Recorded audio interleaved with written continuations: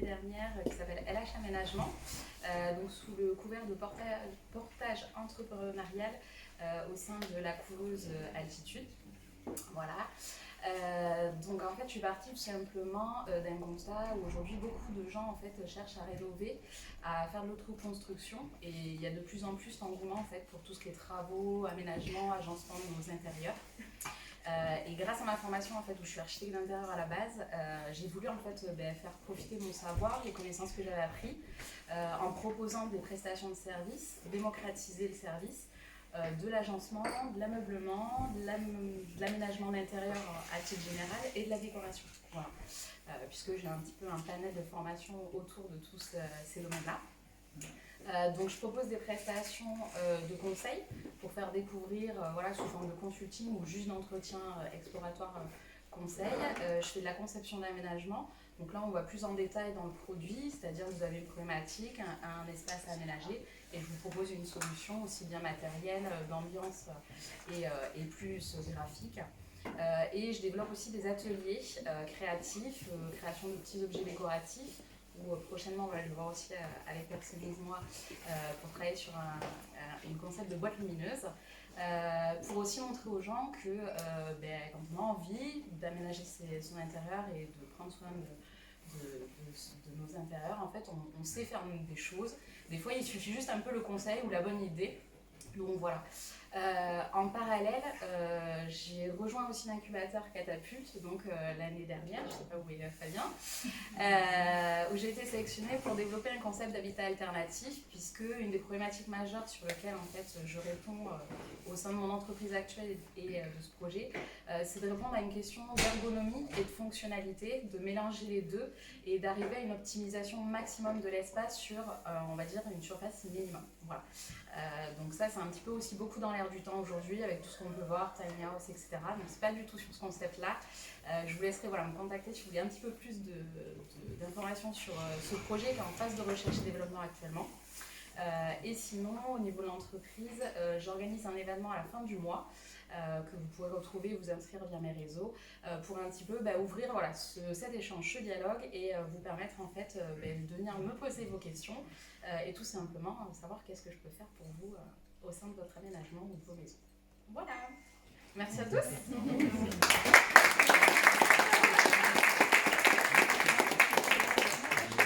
J'aurais mis un peu la pression avec le rond rempli là.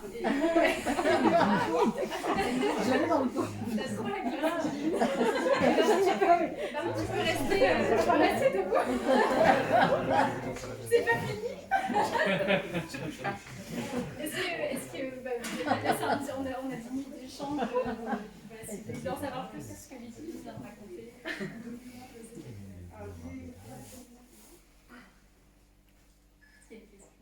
Oui, moi j'avais une question. Donc, oui. La cible, c'est les particuliers, les professionnels, les entreprises. Au jour d'aujourd'hui, je réponds beaucoup sur de la rénovation, par contre, très peu sur du neuf. Par contre, voilà, ça peut être des problématiques pour des entreprises sur l'agencement, l'ergonomie des bureaux. Actuellement, je suis déjà sur 2 projets dans ce domaine-là. Et chez les particuliers, ça peut être de la phase juste de conseil initial à la phase permis de construire, pièces administratives, voilà, si vous souhaitez vous lancer en rénovation ou en construction. Mais c'est vrai que j'ai une forte tendance sur la rénovation et mettre en lien les problématiques aussi d'anciens, de neufs. Voilà, parce que dans la rénovation, on trouve beaucoup de surprises. Et c'est un peu ça le challenge aussi qui nous motive voilà, dans les prestations. Et donc, vous avez peut-être un certain nombre de partenariats avec des artisans, ou ça, vous avez, il y a ça aussi Tout à fait, oui. Aujourd'hui, en fait, j'essaie de beaucoup développer un réseau, alors beaucoup sur le bouche à oreille. Je ne fais pas de communication ni sur mon entreprise, voilà, ni cherche à fédérer une corporation, on va dire. C'est plutôt voilà, au fur et à mesure des contacts, des gens que je rencontre, j'essaie de connaître leur travail. Moi, ça fait 7 ans que je suis dans le domaine du bâtiment, en fait, que j'étais dans le domaine du bâtiment. Maintenant, je me suis mis à notre tâche. Donc, localement, j'ai eu l'occasion ces 3 dernières années aussi de côtoyer des entreprises, des structures. Mais par contre, moi, je reste un petit peu neutre. Aujourd'hui, je sollicite ces entreprises si le client final n'a pas de prestataire, très clairement. Par contre, souvent, des fois, c'est à la demande du client qui souhaitent travailler avec leurs entrepreneurs. Donc voilà, moi je suis là en amont, je peux être là pendant la phase de réalisation. Et je fais de l'accompagnement au chantier, mais je ne fais pas de suivi de chantier, voilà, je ne suis pas maître d'œuvre. Et parce que je veux qu'aussi chacun prenne ses responsabilités, le client est maître d'œuvre. Moi, je suis un peu le maître d'ouvrage qui va faire en sorte, mais je peux accompagner sur la phase de suivi de chantier en donnant des conseils, faisant du consulting, mais je ne prendrai pas la gestion du chantier. Voilà. Je passe côté la parole, mais est-ce que il me semble avoir lu pas mal de choses sur le fait que après le Covid, les gens ont vachement investi leur intérieur, avec aujourd'hui le télétravail, avec aussi tout un tas de pratiques numériques, et les gens restent plus chez eux et qu'il y avait du coup une sorte de... Enfin, c'était un marché qui se développait. Est-ce que c'est quelque chose, du coup, apparemment c'est malin de se mettre dessus, ça c'est cool pour vous. Alors, Et je sais pas, est-ce que c'est quelque chose qui est sensible par exemple dans le Cantal ou... Alors, je pense que ça, c'est quelque chose de toute manière qui est sensible ces 50 dernières années. C'était quelque chose qu'on ne prenait pas en compte avant, où on avait une maison, on avait un bien, parce que c'était vital et c'était important de mettre sa famille à l'abri, et c'était plus un investissement immobilier. Aujourd'hui, au-delà de ça, il y a une réelle tendance ces 50 dernières années sur la qualité des produits, des matériaux qui arrivent, où les gens prennent cet engouement pour l'agencement, l'ameublement, la décoration. Parce qu'au-delà d'avoir, on va dire, une structure qui nous entoure et qui nous met à l'abri, on veut y être bien, on veut être chez soi. C'est sûr que l'épidémie Covid, on est très clairement, c'est un peu, comme vous l'avez dit, peut-être la bonne période. Moi, c'était plus le timing professionnel qui a fait que, je me suis lancée à ce moment-là. Mais c'est vrai qu'aujourd'hui, les gens se ressentent beaucoup plus sur l'aspect de bien-être, d'être chez soi. On peut travailler et avoir l'espace perso chez soi. Donc maintenant, on peut arriver aussi à dissocier ces deux espaces pour qu'il n'y ait pas de conflit. Parce que ça, c'est une problématique qui est arrivée aussi avec le Covid, le télétravail. Donc ça crée de nouvelles problématiques, mais en fait, cet engouement, ça y est déjà depuis ces 50 dernières années. Et je pense que ça fera qu'en s'améliorant. Et aujourd'hui, c'est le but aussi qu'on ait ces services qui se démocratisent, qui soient à la portée de tous, avec une problématique de budget ou non. C'est pour ça que moi, j'interviens chez un client des fois juste pour du conseil, puis on se revoit 6 mois après, où là, il a un petit peu plus maturé son projet, il a le budget et donc il se lance sur une conception. Voilà, c'est vraiment un système de fidélisation, chercher à toucher un maximum parce qu'on a tous une contrainte d'agencement, d'ameublement aujourd'hui et ça ne doit pas rester restrictif à certains d'entre nous. Voilà. En tout cas, c'est les valeurs que je défends.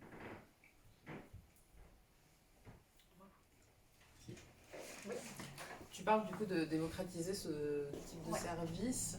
Est-ce que tu travailles uniquement à l'heure ou est-ce que tu fais aussi des espèces de forfaits pour suivre un projet de A à Z? Tout à fait. Donc je fais des forfaits au mètre carré. C'est un peu, alors je me suis basée tout simplement sur ce qui existe déjà, très clairement. Soit vous avez des tarifications à l'heure pour tout ce qui va être consulting, j'ai des forfaits pour tout ce qui est prestation de conseil. Et conception, pareil, c'est des forfaits en fonction du mètre carré et de la surface. Et après, ça peut être aussi des offres, on va dire, sous forme d'options, ce que j'appelle, où on a besoin d'une 3D, on a besoin juste d'un plan, et on fonctionne en fonction du besoin et de la demande qu'on a. Je ne vais pas de but en blanc chez le client lui proposer la formule complète. C'est un petit peu, dans cet aspect démocratisation, de en fait concevoir la formule qui lui conviendra. Voilà.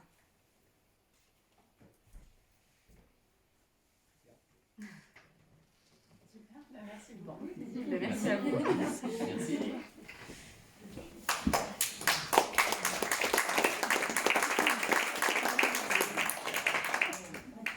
Donc on va passer à l'heure. Je vais faire pareil du coup.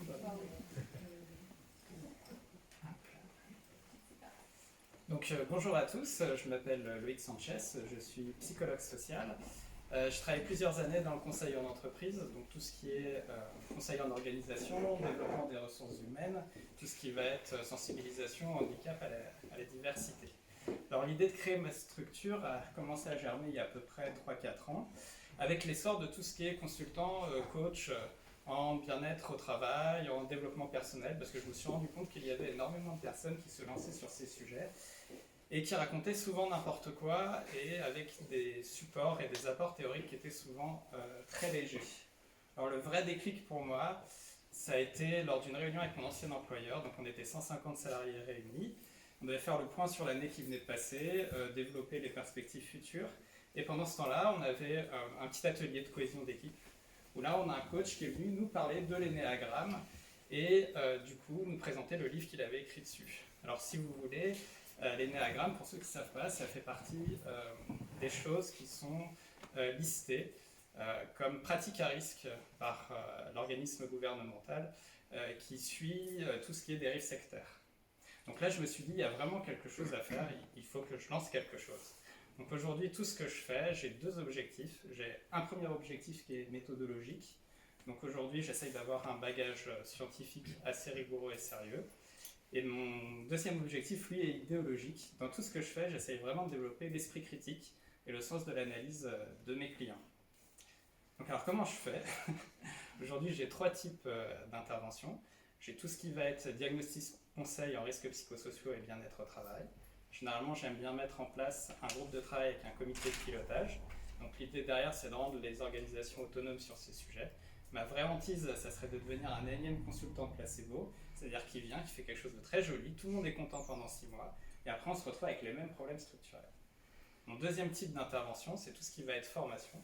Donc je fais des formations en gestion du stress, en communication, en management, tout ce qui va être sensibilisation aux risques psychosociaux, au handicap, et puis au bien-être au travail.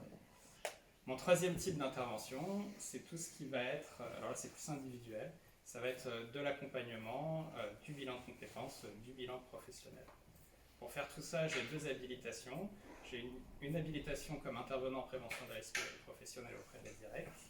Et après, ma structure est portée par Appui Compétences, qui me permet d'avoir une certification aujourd'hui Calliope pour les bilans de compétences.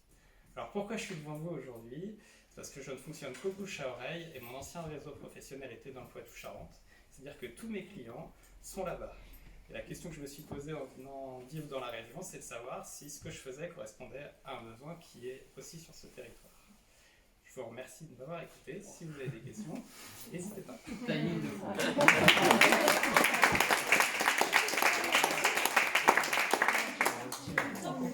De longues bières en préparation.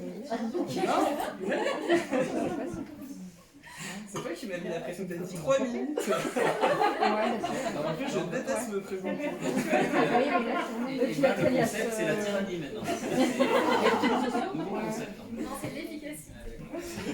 Je veux pas dire, j'ai reçu un message avec écrit j'ai un gourdin et au bout de 3 minutes. C'est vrai en Bravo. plus. Bah, du coup, est-ce que vous avez des questions? C'est quel secteur d'activité qui prédomine du coup dans vos interventions?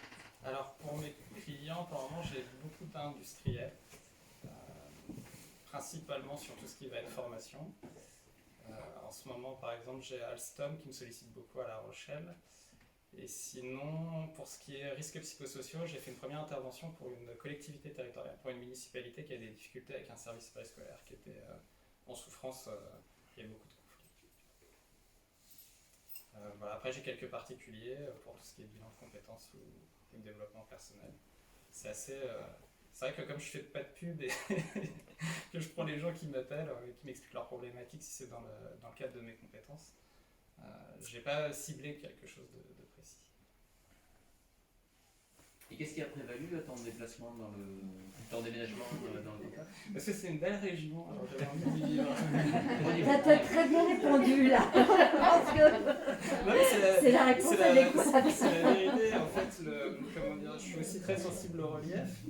Et comme mon activité avant était, je travaillais dans le Poitou-Charentes. C'est plat. C'est plat, voilà. Donc ça me déprimait terriblement. Donc je suis allé aussi sur le massif le plus proche, donc j'avais prospecté un petit peu. Et je me suis dit, ah c'est vraiment beau, donc je vais aller vivre là. Et soit je vais réussir à développer mon activité ici, et tant mieux. Et puis sinon c'est pas grave, je pourrais toujours continuer à travailler dans le Poitou-Charentes. C'est la planète qui me remercie pas trop par contre pour les déplacements. Le bilan de carbone. Il est pas terrible. Il faut qu'on trouve des clients ici, quoi. Exactement. Comme ça, je serais beaucoup plus éco-responsable. Donc, c'est pour la planète et pour les hommes. Tout à fait. Donc, si jamais vous connaissez des organisations en souffrance, comme nous en connaissons tous, peut-être que ça vaut le coup. Alors, des fois, c'est mieux de faire de la prévention avant d'en arriver là aussi. Est-ce qu'il y a d'autres questions sur lui? Ouais, moi j'en avais une. Pourquoi pas faire de pub? Parce que j'aime pas ça. Non, parce qu'après, au niveau B2B, enfin pour tout ce qui est prestations aux entreprises, effectivement, je pense que le bouche à oreille, ça reste quand même la meilleure solution, enfin là, en tout cas la prescription. Après, peut-être pour tout ce qui est particulier, bilan de compétences, je sais pas, mais en tout cas, sur développement personnel, c'est certain. Je pense que faire de la communication à ce niveau-là, ce serait pertinent. Je pense que vous avez tout à fait raison. Comme je me repose sur mes lauriers, sur les clients qui rentrent, tant que j'ai pas besoin de le faire, Après, le bouche à oreille et la prescription, c'est la meilleure des pubs, hein, mais... Et ça a toujours marché justement, du coup, le bouche à oreille Alors, j'ai ouvert mon activité que l'année dernière. D'accord. Donc là, je suis sur ma deuxième année. Par moment, elle est très bien partie. L'année d'avant était un petit début. C'est pas le temps de m'installer ici, de regarder quelle structure je voulais. De monter aussi mes supports ou mes programmes en fonction des besoins. Donc, Et en pratique, les particuliers que vous avez eus, ils sont arrivés comment? Et combien vous en avez eu, par exemple, sur une période de 1 an? Alors, ils sont arrivés souvent par de la sous-traitance, c'est-à-dire que j'ai des entreprises qui m'ont contacté. Et après, ce qui est en direct, c'est arrivé par mon réseau personnel, là même amical, qui connaissait quelqu'un qui cherchait. Oui, mais ça a représenté, je sais pas combien de particuliers. Combien j'ai fait de particuliers? À peu près, hein. Ouais, non, je réfléchis. Du coup, j'ai dû faire une quinzaine de particuliers l'année dernière. Et là, en ce moment, j'ai 3 bilans de compétences qui tournent sur des particuliers. En ce moment. Mais à développer en termes de chiffres, ça doit être plus intéressant peut-être. Enfin, les entreprises, c'est des gros contrats, je suppose. Généralement. En particulier, ça peut être plus quelque chose du quotidien et de régulier. C'est un peu la C'est question. ça. En fait, j'aime bien avoir les 3 aspects pour pas me retrouver détaché des problématiques individuelles non plus. Comme sur mes interventions, j'aime bien avoir autant des ouvriers que des responsables de production, parce que ça me permet d'avoir une bonne vision des différents niveaux hiérarchiques et de ne pas être que sur une planète, en gros, et bien comprendre dans quelle situation se retrouve chaque individu. Et souvent, vous faites au départ, quand vous faites le diagnostic, Ouais. je sais pas, en matière de déontologie, si vous identifiez dans une demande d'une entreprise quelqu'un qui veut, je sais pas, je caricature, hein, simplement transformer un chef du personnel en DRH, parce qu'il y a besoin de ça pour être... Là, ça serait plutôt du bilan professionnel pour faire ça. Si c'est une personne qui est ciblée pour monter à un autre poste, ça serait plutôt un bilan professionnel à faire avec lui. Ouais. Enfin, non mais ma question, vous avez un chef d'entreprise qui veut vous passer une commande. Oui. Mais vous détectez que dans la demande, il y a des zones d'ombre, que c'est pas si clair que ça, et que voilà. Vous avez votre déontologie, donc d'après ce que j'ai compris, en principe, vous n'allez pas y aller. Bah, si je ne sais pas sa demande, je vais essayer d'éclaircir ce qu'il veut. Enfin, comment dire. S'il y a une zone d'ombre et que ça ne me paraît pas clair, je peux être amené à refuser. Ouais, c'est ce que j'apprécie dans le fait d'être à mon compte. C'est-à-dire que j'accepte ou non mes missions. Après, c'est compliqué de vous dire parce que généralement, avant d'intervenir, j'ai effectivement un entretien avec le commanditaire pour savoir exactement ce qu'il veut et de bien définir ma zone d'intervention et ce que je fais et ce que je ne fais pas. Après, c'est clair et comment dire, au niveau déontologique, je ne suis pas pour moi embauché pour dire ce que la personne qui m'embauche a nécessairement envie d'entendre. Je vais faire le point sur ce que j'ai observé, ce que j'ai vu. Après, comment dire, je ne suis pas maître de l'appliquer dans l'absolu. S'il ne veut pas le faire, il ne le fait pas. Je ne vais pas masquer mon discours si j'observe des choses. L'intervention que j'avais faite, c'était très bien passé. En plus, c'était porté par le maire et la collectivité territoriale. Sur un aspect, par exemple, où il y avait une petite part de responsabilité de la commune, on en a rigolé parce que le maire avait grimacé un peu et je lui ai dit oui, je sais, je suis désolé, vous m'avez payé pour vous dire ce que je vois et pas pour vous dire ce que vous avez envie d'entendre. Donc il a rigolé et puis on a continué à travailler sur la thématique. Excusez-moi, j'ai pas bien compris, quelle est votre formation? Je suis psychologue social. Psychologue social. J'ai fait un master de psychologie spécifiquement sur tout ce qui est... Donc à ce titre-là, vous pensez quoi des néagrammes? Comment on peut éviter par exemple d'utiliser cet outil dans du team building? Ça permet quand même une certaine compréhension de l'autre. Alors, comment dire, il y a Des codeurs. Si vous voulez, il y a J'avais il peut dit y qu'on avoir- allait discuter les Mais nags. je sais, Il fallait pas prononcer le mot. mais je l'ai fait exprès parce que c'est. Il aurait pu dire PNL. Il a dit Anagram. Mais c'est. Moi, je l'ai fait la peine. C'est, comment dire, on va se retrouver sur les mêmes thématiques, c'est-à-dire qu'il existe aussi d'autres outils, par exemple des fois les néagrammes, on s'en sert pour la personnalité. Comment dire, les outils que je vais utiliser, par exemple, ils vont se baser beaucoup sur les théories des Big Five. Donc, c'est des théories qui existent aujourd'hui, qui ont été testées, retestées par des laboratoires de recherche. Effectivement, un questionnaire, quand je fais passer un questionnaire de personnalité, c'est beaucoup moins drôle, il y a beaucoup de questions, il y a des analyses statistiques derrière, mais ça va passer le test-retest, ça va avoir une certaine crédibilité. Et si vous voulez, toutes ces thématiques qui sont les PNL, les néagrammes, il y a un côté assez séduisant psychologiquement parce que c'est simple, c'est facile d'accès et c'est compréhensible par tout le monde.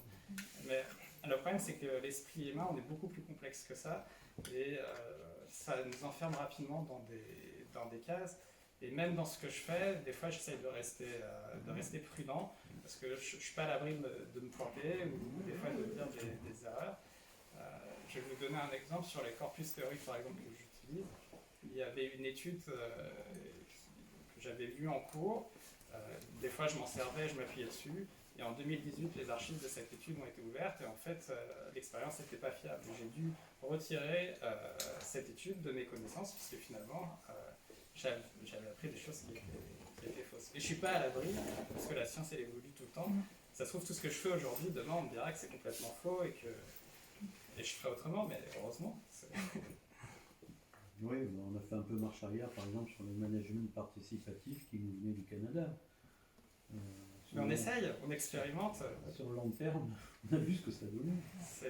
Tout dépend la problématique de la structure, etc. Et puis, moi, j'ai pas peur d'essayer de me planter. Si on n'expérimente pas, sur toutes les thématiques, par exemple, de bien-être au travail ou risques psychosociaux, ce qui est important, c'est que ce soit les collaborateurs et l'entreprise qui essayent des choses, qui après regardent si ça a marché, ça n'a pas marché. Ce qui marche, on le conserve, ce qui ne marche pas, on enlève, et puis on avance tranquillement comme ça. Mais c'est vrai que c'est moins séduisant qu'une approche qui va vous proposer des solutions toutes faites.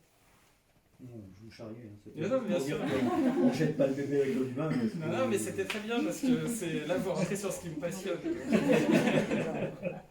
Méfiez-vous, après, je suis parti toute la soirée. Est-ce qu'il y a une dernière question pour lui? C'est bon, tout le monde est content. Super. Merci. Je ne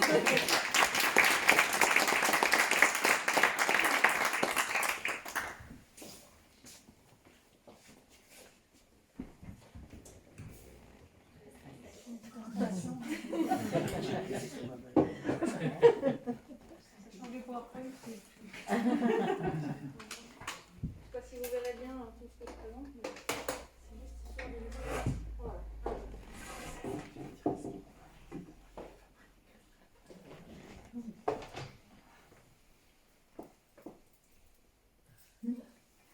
Bonsoir à tous, donc je suis Fanny Lardet. Vous avez peut-être pu me voir sous une autre entreprise. J'avais une agence événementielle quand je suis arrivée ici il y a 5 ans dans le Cantal. Je suis maman depuis, donc c'était plus en accord avec ma vie de famille. J'ai cherché à rebondir et donc j'ai repris un site internet où je sous-traitais une partie de personnalisation et avec des gros soucis avec mon sous-traitant, donc j'ai décidé de reprendre la main et j'ai acheté une machine laser. Et là, ça a été le coup de foudre pour cette machine. Et il y a 3 mois maintenant, j'ai décidé de revendre mon site internet et de me consacrer uniquement à cette nouvelle entreprise, Personnalise-moi, où je fais de la personnalisation sur bois. Je grave sur toutes les matières, je peux découper également sur beaucoup de matières, mais je me consacre uniquement au bois pour des valeurs écologiques. Et je développe donc mes produits dans différentes gammes. Vous avez peut-être pu me voir également sur le marché de Noël d'Aurillac, puisque j'ai créé en 2 mois toute une gamme de décorations de Noël, des idées cadeaux, que je suis en train aussi de développer, notamment pour les enfants. J'ai 2 petites filles, donc je suis tout le temps avec elles en train de cogiter à qu'est-ce qui pourrait leur plaire, des idées de décoration pour leur chambre, des idées cadeaux de naissance, parce que ça, on connaît toute l'année, on a besoin de cadeaux originaux et surtout personnalisés. Je me suis lancé un nouveau challenge puisque dans une semaine, je participe au salon du mariage qui est à Clermont. Donc je me suis challengée en montant toute une gamme mariage en 3 semaines. Ça me sert beaucoup aussi parce que je vais me marier cet été. Donc tout ce que je crée pour mon mariage, je le crée pour l'entreprise et vice versa. C'est aussi l'avantage, donc je connais le sujet aussi. Et puis je vais développer prochainement, dès que toute cette phase sera passée, je vais développer toute une gamme pour les entreprises. Et c'est sur cette gamme-là où je vais me focaliser un petit peu plus, puisque voilà, je participe à des réseaux comme celui de Cantel, où je suis amenée à rencontrer de belles personnes avec des beaux projets. Et moi, ce qui m'anime le plus, c'est la création. D'avoir eu cette machine-là, ça m'a donné la possibilité de créer et ça m'a ouvert sur cette voie-là. Et là, aujourd'hui, j'ai rien qui m'arrête, seulement mes idées, ma création. Donc voilà, tout est possible, tout est réalisable avec Personnise-moi. Et comme je maîtrise tout de A à Z, c'est-à-dire que je fais les designs, je fais la création et je fabrique aussi, tous les projets sont sur mesure et personnalisables. Donc je viens ici aujourd'hui pour me présenter, mais aussi pour être à l'écoute de vos besoins, vos idées. Et voilà, si vous avez des besoins en entreprise ou personnellement, je suis à votre écoute.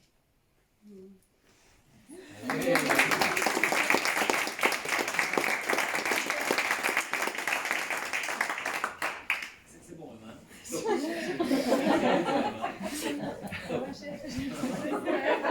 Je me sens trop mal, vous êtes trop fort. Vous êtes parfait, c'est flippant.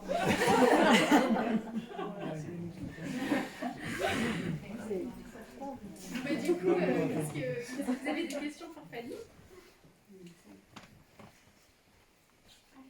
Tu as un atelier qui est accessible, comment ça se passe? Alors, je suis actuellement au village entreprise. Je cherche un local pour me rapprocher du centre-ville pour avoir un point plus proche de tout le monde. Et surtout, je compte me développer dans l'année et acheter une machine plus grosse. Sauf que j'ai beaucoup de contraintes et il me faut une fenêtre pour aérer et surtout une grande porte pour passer la machine qui fait plus de 2 mètres de large. Donc c'est ma grosse problématique, c'est que pour l'instant je n'ai pas de local et je ne trouve pas de local. Donc pour l'instant je reste au village entreprise tant que je peux, mais j'aimerais bouger, mais je ne sais pas où. Voilà. Mais c'est l'idée de me rapprocher pour être plus visible et avoir un lieu d'accueil aussi pour échanger. C'est ce que j'ai remarqué au marché de Noël, beaucoup de monde m'ont demandé si j'avais une boutique. Moi l'idée c'est pas d'avoir une boutique et d'être là même le week-end. J'ai envie d'avoir un atelier, de montrer comment je travaille aussi, ça m'intéresse beaucoup, d'accueillir mes clients. Mais là je sais pas où les accueillir. Si tu as une solution, je suis preneuse. Et tu as une boutique en ligne du coup? Tout à fait, j'ai un site internet que j'ai créé donc, il y a 3 mois. Donc pour l'instant je fais uniquement de la vente en ligne. Je fais pas mal de bouche à oreille aussi. Et puis je suis également sur les plateformes des marketplaces. Là c'est là où pour l'instant c'est là où j'ai le plus de retours parce que c'est pas moi qui gère la communication. Puisque je gère tout toute seule et que là je dois développer quelques idées qui sont là, j'ai pas le temps d'être sur tous les fronts. Donc le site internet stagne un peu, là je suis dans une phase vraiment de création, je crée mes produits et le site je pense sera vraiment opérationnel avec tous les produits d'ici le printemps. Voilà. Et est-ce que tu fais aussi de la coupe du bois pour l'extérieur ou c'est uniquement des produits pour l'intérieur? Je fais aussi pour l'extérieur. Je travaille différents types de bois. Notamment celui-ci, c'est une petite partie, mais celui-ci c'est une matière, c'est un bois spécial pour le laser qui peut s'adapter aussi à l'extérieur. Voilà. Après je peux travailler tout type de matière, moi j'ai choisi celui-là, mais à la demande je peux essayer de voir d'autres matières. Voilà. Tu fais le projet à la demande? Exactement, je fais vraiment du sur-mesure, c'est le but en fait de développer ce côté-là, puisque encore une fois moi ce qui m'anime c'est de créer, c'est vraiment ce qui me plaît. Donc j'aime quand on vient me voir, on me dit j'ai une idée, je ne sais pas si c'est possible, est-ce qu'on peut faire ça? Bien sûr, tout est possible. Voilà. Mais est-ce que tu es limité dans la taille des objets que tu peux créer? Oui, pour l'instant je suis limitée, d'où l'intérêt d'acheter ma machine qui est plus grande mais encore une fois, tant que j'ai pas le local, je peux pas acheter ma machine et je reste limitée. Là, je peux faire une surface de 45 par 30, donc c'est pas énorme. Donc pour l'instant, des enseignes comme ça, voilà, je peux faire ça un petit peu plus gros, mais pas énorme.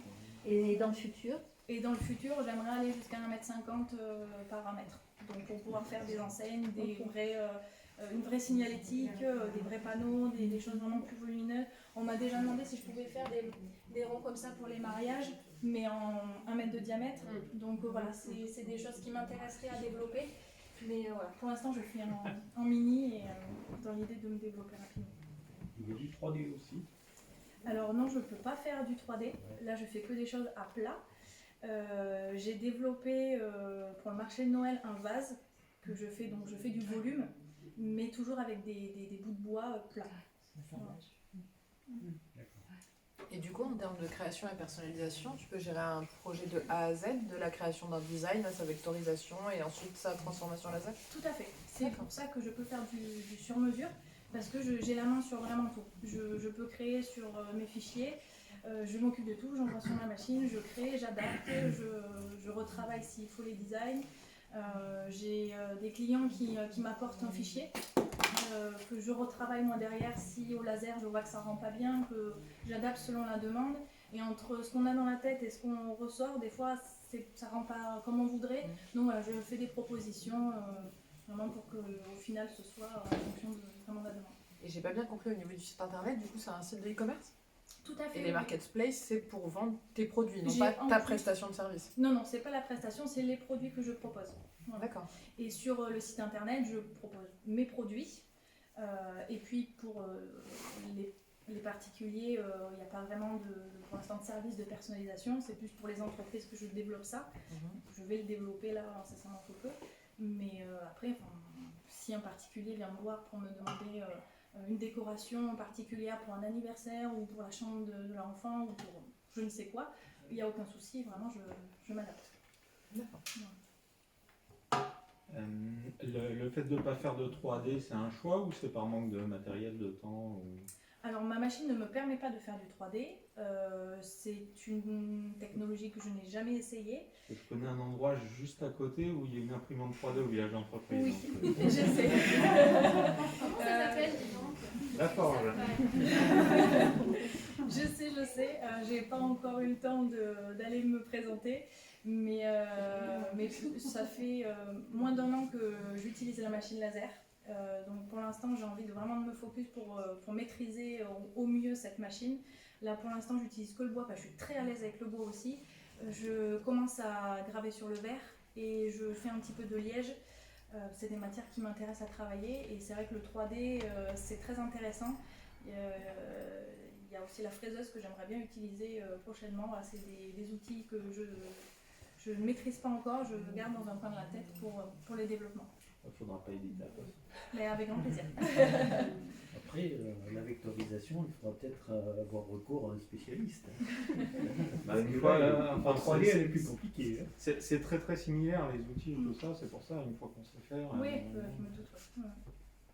Mais ouais, tout ça c'est très, très intéressant et au final, on n'a que l'imagination pour nous bloquer. Et une machine. Ouais. Et la taille de la machine. Et la taille de la porte. Par ici, il y a des gens qui ont des pistes de choix sur du local. Notamment Patricia, elle va t'en parler. Ok. Juste après. Est-ce qu'il y a une dernière question? Qui va rien arriver.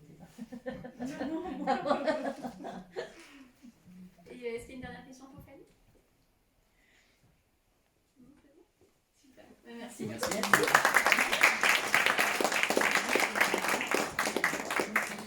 Vous voulez venir voir, tester, toucher les produits, la boîte est pas là. Non, mais en fait,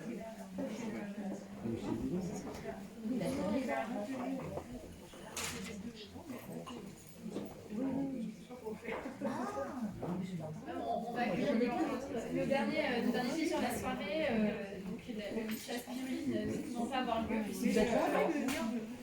puisque la pitchasse a été arrêtée par la maladie. Mais ça va aller. Voilà, donc elle viendra vous pitcher à un autre moment.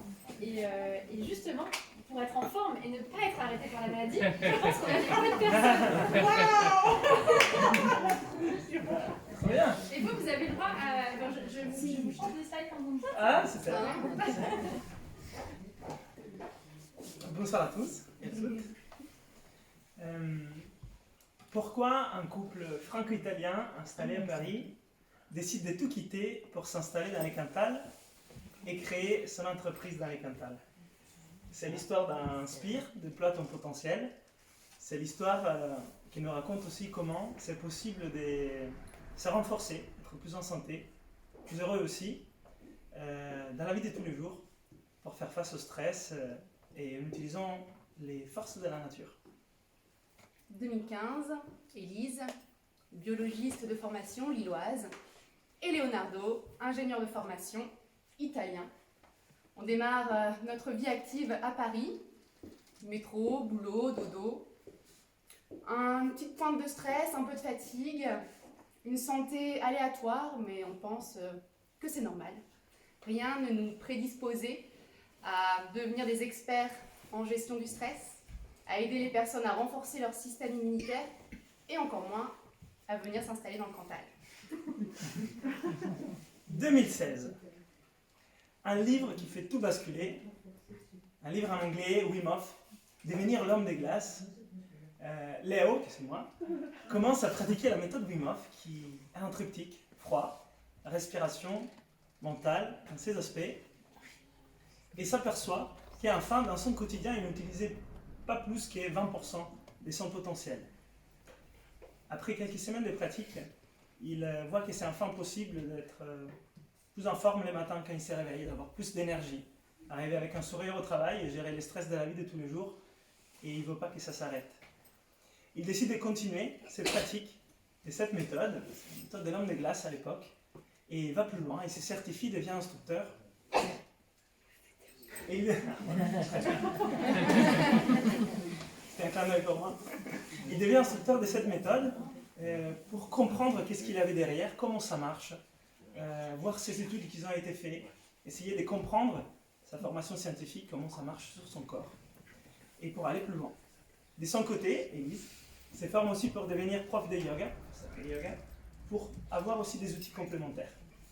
2018, tous ces résultats qu'on a au niveau énergie, santé, dans notre vie, on se dit mais on ne peut pas garder ça pour nous.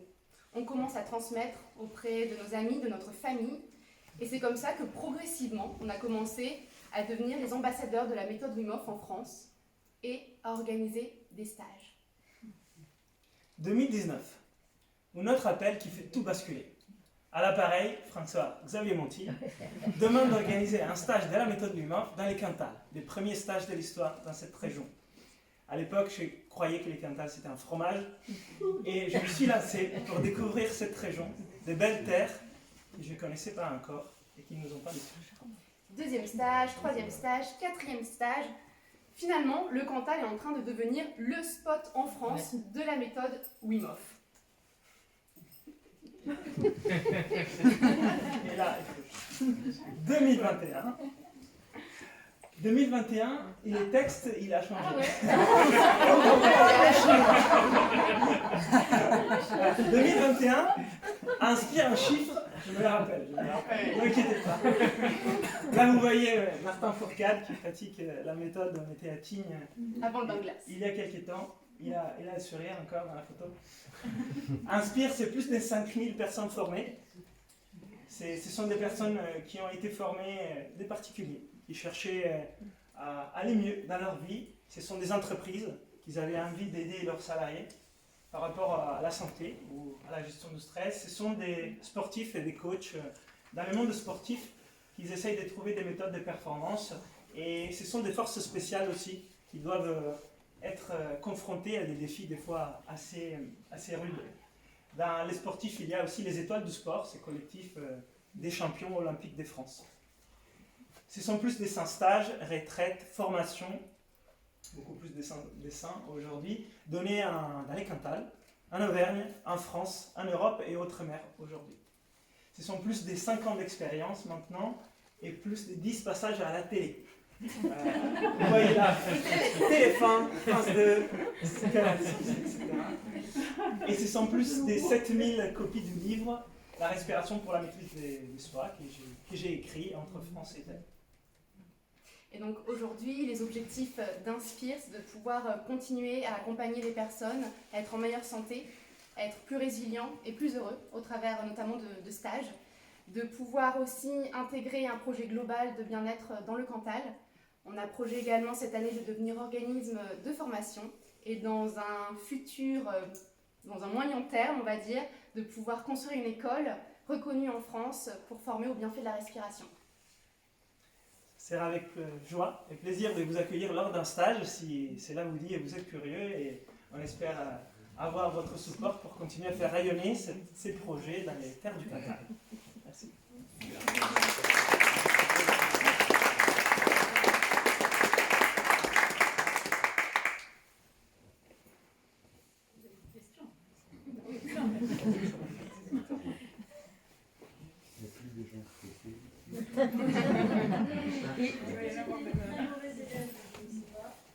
Mais c'est quoi Wim Hof en fait? Je suis désolée, je ne sais pas du tout ce que c'est un triptyque, c'est une méthode qui est un triptyque sur 3 éléments: des techniques de respiration, de l'exposition au froid et un travail sur la partie mentale, la gestion du stress, le focus, la concentration, la persévérance, le travail sur les émotions. Et Wim Hof, c'est une personne. Wim Hof, c'est le nom, enfin prénom. Nom, c'est un néerlandais qui est à l'origine de cette méthode. Il y a une partie mentale, émotion, et après il y a une partie sur le travail du froid, c'est ça? Tout à fait. Et la troisième sur l'inspiration. Tout à fait. Tout à fait. D'accord. Donc là vous allez vous baigner au lac en ce moment, c'est ça? Demain on y va, ouais. On démarre un stage demain, oui. Ah, parfait.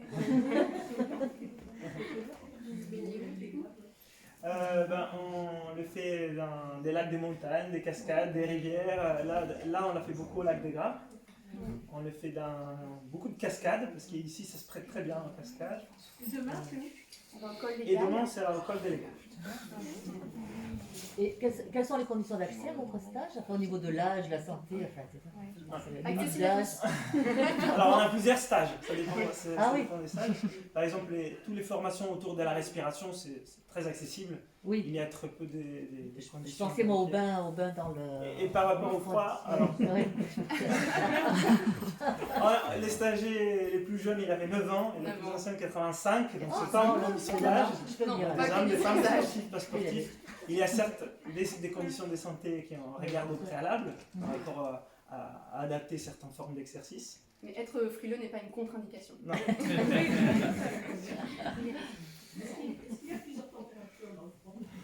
Ah oui, il y a du 0, du 1 degré, du 2 degrés. Et qu'on fasse l'exposition dans l'eau ou à l'air, c'est différent aussi. Enfin, c'est 2 types d'exercices. Mais on travaille avec le chaud aussi, attention. On fait des saunas aussi. On fait des saunas, bains nordiques, on aime le chaud aussi. On a fait des stages même à l'île de la Réunion. C'est possible aussi.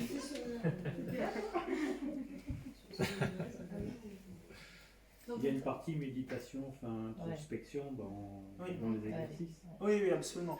C'est par le biais de la respiration qu'on approche ces travails, sur tout ce qui est interoception, les liens avec ce qui se passe à l'intérieur qui n'est pas forcément maîtrisé, ce qu'on appelle autonome, par exemple le système nerveux autonome, et aussi les froids et les chauds, en l'utilisant en alternance ou exercices isolés. C'est vrai que ça agit beaucoup sur notre état mental, donc ça permet de faire un travail pendant, avant ou par la suite, en lien avec la méditation.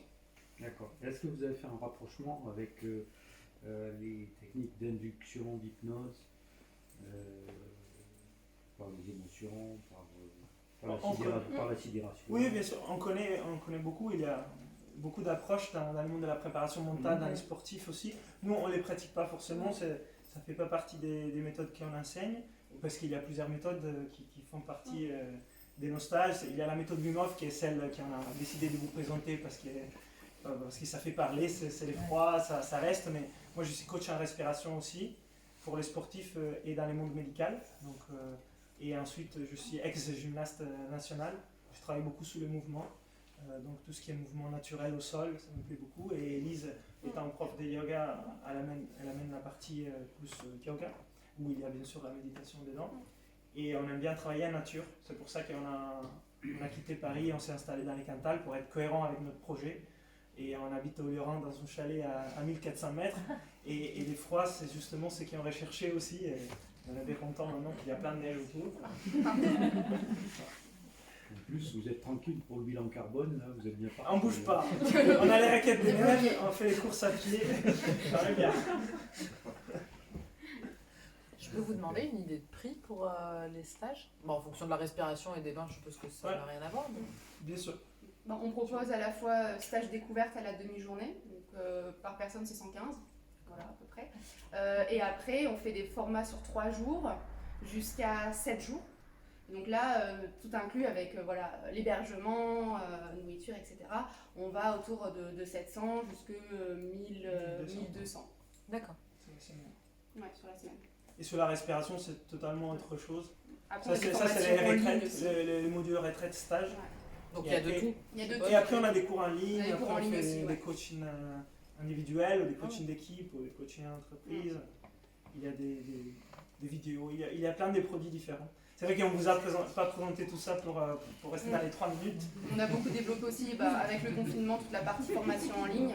Donc aujourd'hui on a monté plusieurs formations qu'on met à la vente et qu'on accompagne les gens aussi. D'accord, oui, parce que sur Internet, c'est sûr que ça a pris Ouais. je pense surtout depuis les 2 dernières années. Oui, Tout à m'a fait fait. connu On a depuis vu plus longtemps, la mais les différence. 2 dernières années, c'est incroyable comment c'est ressorti. Je pense que toute la sphère fitness française sur YouTube ou Instagram s'est emparée à tester les méthodes Wim Hof, donc ça doit être en pleine expansion. Mais beaucoup de particuliers s'intéressent aussi pour trouver peut-être un autre accès à la santé, de façon personnelle, essayer d'avoir ce qu'on appelle la médecine du style de vie, qui se base sur l'épigénétique. C'est une autre approche complémentaire, et pas substitutif. J'ai en parlé avec des médecins l'autre jour. Et donc ils s'intéressent, et donc ils sont curieux, et comme il y a des bons résultats, en général, après il y a des choses qui sont amenées dans le quotidien. Et c'est ce qui nous est vraiment cher à nous, c'est qu'enfin on puisse pratiquer ces exercices et pas juste les connaître. Parce qu'enfin les connaître c'est très bien, mais c'est pour nous c'est important, c'est que les gens ensuite pratiquent. C'est que les gens deviennent autonomes en fait. Oui, donc c'est pas juste une expérience, mais c'est vraiment ensuite au quotidien pratiquer. Et là est finalement le challenge après.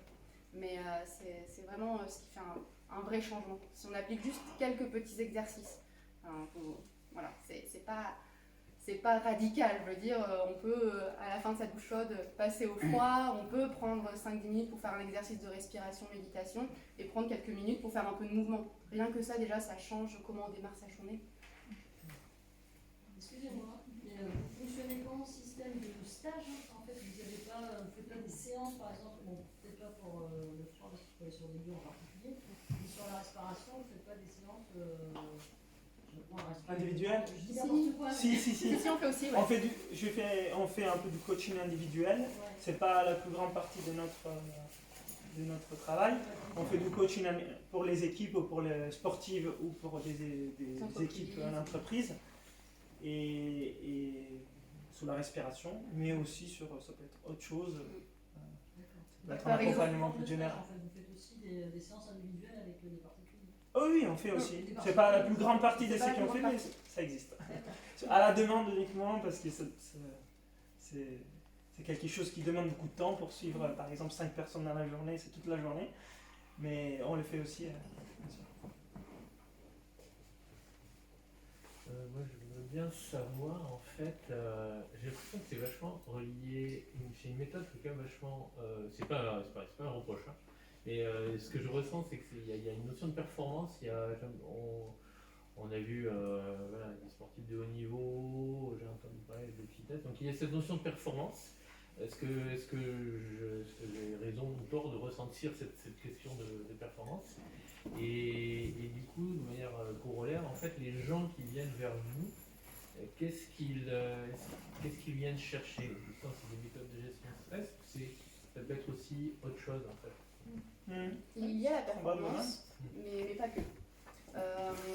Aujourd'hui, une personne qui vient à nos stages, elle peut être soit vraiment en recherche de médecine alternative au niveau de la santé, enfin, voilà, de trouver quelque chose de complémentaire pour gérer son stress, se renforcer. Donc on a tout cet aspect plutôt santé, bien-être. On va avoir en effet la partie performance, augmenter ses performances pour les sportifs, voilà, ça c'est aussi un pôle.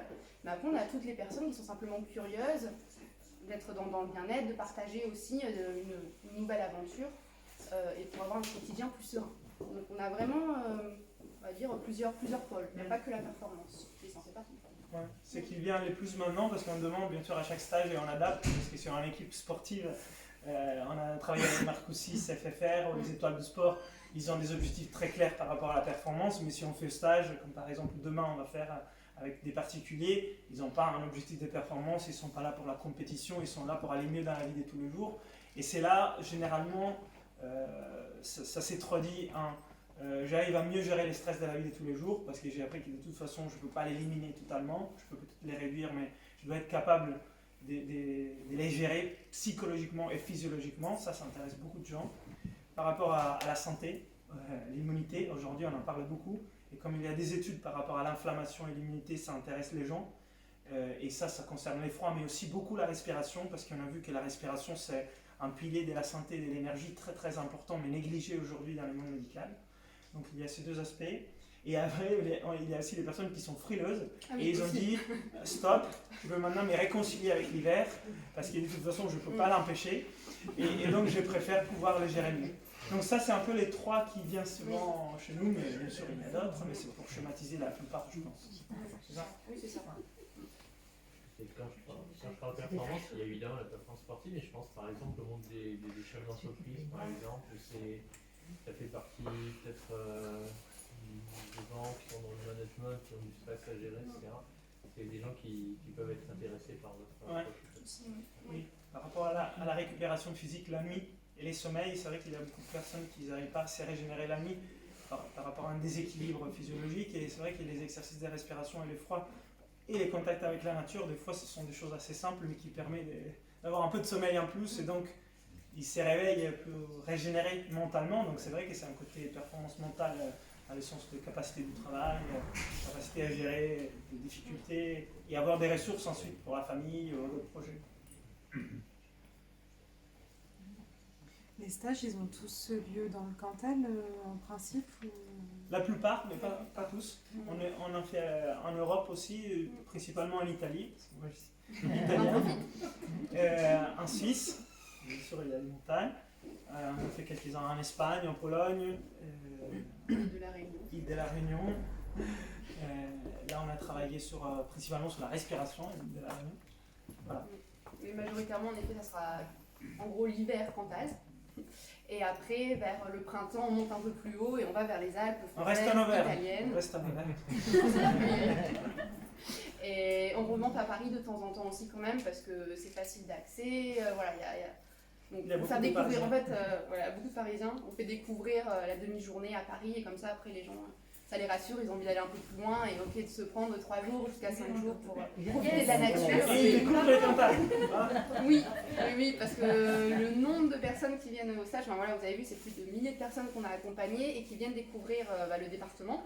Et sans ce stage, ils ne seraient pas forcément venus, comme nous, on ne serait peut-être pas venus si on ne nous avait pas un jour invités pour faire un stage ici. Et donc le nombre de personnes qui disent mais c'est merveilleux ce département, je vais revenir, je vais passer les vacances avec ma famille, etc. Donc on fait découvrir aussi la région à travers ces stages. C'est beaucoup de bouche à oreille, du coup, où vous avez des techniques de communication On a beaucoup de bouche à oreille, ça rassure, ça veut dire que les gens apprécient, on en parle autour d'eux et ça nous fait énormément plaisir et ça amène de la qualité dans ces stages aussi.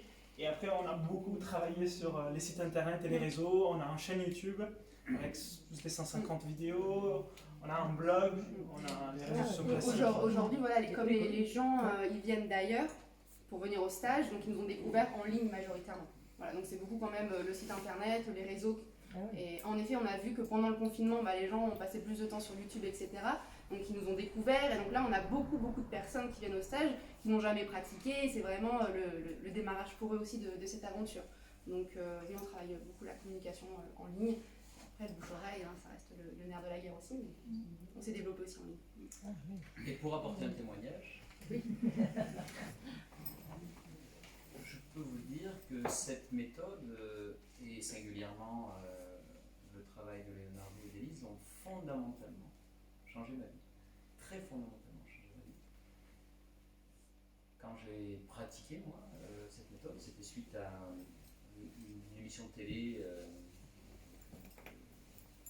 C'était un envoyé spécial qui parlait de Wim Hof. Et je vivais un deuil, en fait, perso, suite au décès de mon père. Et l'histoire de Wim Hof, qui lui-même s'est mis à cette méthode de manière très empirique, c'était suite au décès de sa femme. Et donc, je pratiquais un peu la méditation.